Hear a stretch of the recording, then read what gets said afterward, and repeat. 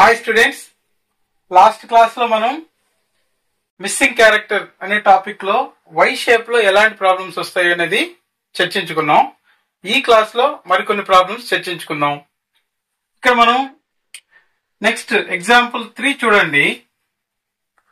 Why shape లో ఇలా 16, 25, 20 అని ఇచ్చినాడు. 9, 25, 15 అని ఇచ్చినాడు. 81, 64 క్వశ్చన్ మార్క్ ఇచ్చాడు. అయితే ఇంతకు ముందు చెప్పుకున్నలాగానే పై రెండు నంబర్ల ఆధారంగా కిందన్న నంబర్ ని రాబట్టుకునే ప్రయత్నం చేయాలి. అయితే యాడ్ చేయడం, సబ్ట్రాక్ట్ చేయడం, మల్టిప్లై చేయడం, డివిజన్ చేయడం, లేదా వీటి పైన ఇచ్చిన నంబర్స్ స్క్వేర్స్ గానైతే స్క్వేర్ రూట్స్ అప్లై చేయడం, మామూలుగా లేదా స్క్వేర్స్ ని యాడ్ చేయడం, క్యూబ్స్ అయితే క్యూబ్ రూట్స్ ని అప్లై చేసి యాడ్ చేయడం, ఇలాంటి ప్రొసీజర్ మనం ఆలోచించాలి. అయితే ఇక్కడ పైన ఇచ్చిన నంబర్స్ చూడండి, ఇవి రెండు స్క్వేర్ నంబర్సే, ఇవి రెండు కూడా స్క్వేర్ నంబర్సే, ఇక్కడ ఇచ్చిన రెండు కూడా స్క్వేర్ నంబర్సే. కాబట్టి ఇక్కడ స్క్వేర్స్ ని స్క్వేర్ రూట్ కనుక్కొని వాటి ద్వారా దీన్ని రాబట్టే ప్రయత్నం చేద్దాం. స్క్వేర్ రూట్ ఆఫ్ 16 అంటే 4, స్క్వేర్ రూట్ ఆఫ్ 25 అంటే 5. ఈ రెండిటికి 20కి ఉన్న రిలేషన్ ఏంటి అంటే 4, 5 20 అవుతుంది. కాబట్టి ఇక్కడ ఇంటూ అప్లై చేయాలి, మల్టిప్లికేషన్ అప్లై చేస్తే ఆన్సర్ మనకు 20 అవుతుంది. సేమ్ అదే విధంగా ఇక్కడ అప్లై చేద్దాము. స్క్వేర్ రూట్ ఆఫ్ 9 అంటే 3, స్క్వేర్ రూట్ ఆఫ్ 25 అంటే 5. ఈ రెండింటికి మళ్ళీ కూడా మల్టిప్లికేషన్ అప్లై చేస్తే 3, 5 15. సో ఇది కూడా సాటిస్ఫై అయింది.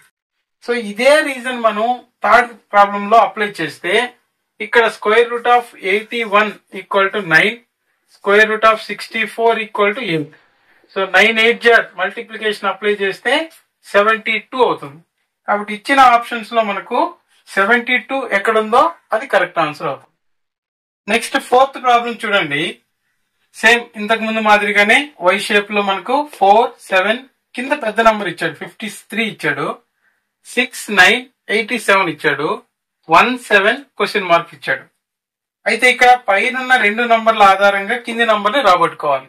ఇంతకుముందు మనం చెప్పుకున్నట్టుగానే అడిషన్ గానీ, మల్టిప్లికేషన్ గానీ, సబ్ట్రాక్షన్ గానీ, డివిజన్ గానీ, స్క్వేర్స్ గానీ, క్యూబ్స్ గానీ అప్లై చేయాలి. అయితే ఇక్కడ బాగా జాగ్రత్తగా గమనించండి. యాడ్ చేస్తే మనకి ఇది 11 వస్తుంది. 11 తో 53కి ఎలాంటి సంబంధం లేదు.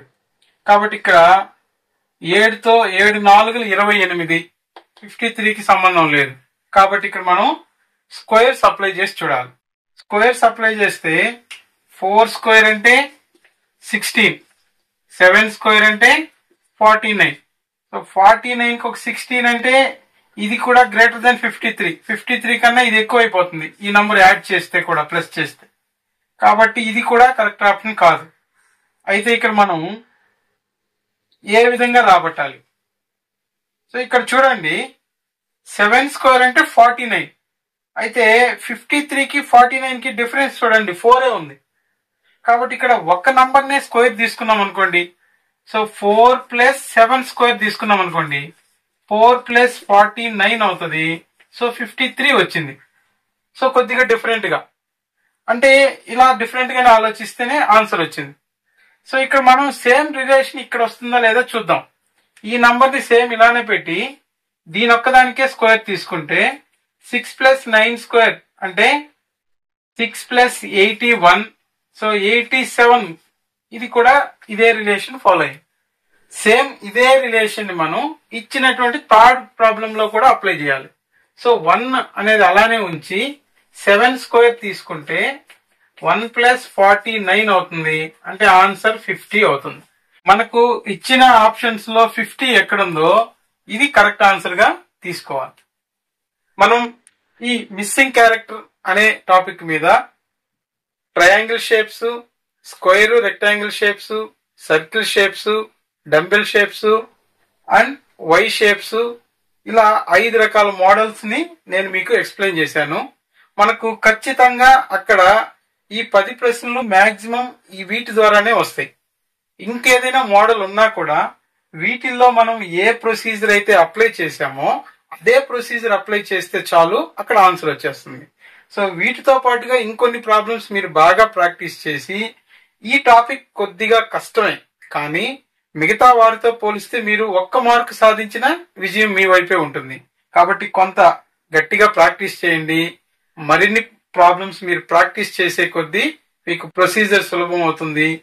ఈజీగా ఆన్సర్ ని క్యాచ్ చేస్తారు. సో అందరూ ఈ టాపిక్ ని బాగా ప్రాక్టీస్ చేసి రేపు ఎగ్జామ్ లో ఈ టాపిక్ లో మంచి మార్కులు సాధించాలని కోరుకుంటున్నాను. Thank you.